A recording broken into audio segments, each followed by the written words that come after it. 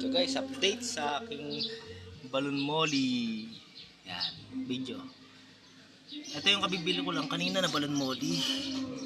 Ayan, update. Ang daming fry. Ang dami yung drop na fry. Ayan siya na, ganito yung net ko eh.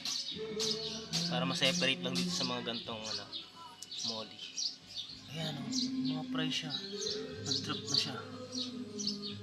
Kanina habang nasa plastic siya, may nakuha na ako ng isang fry. Ayan o.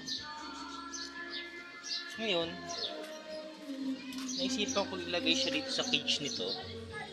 Tapos, ayan, ewan ko ilang pirasong fry yun nandyan. Pero tingin ko magdadrop pa siya. Pero madami na.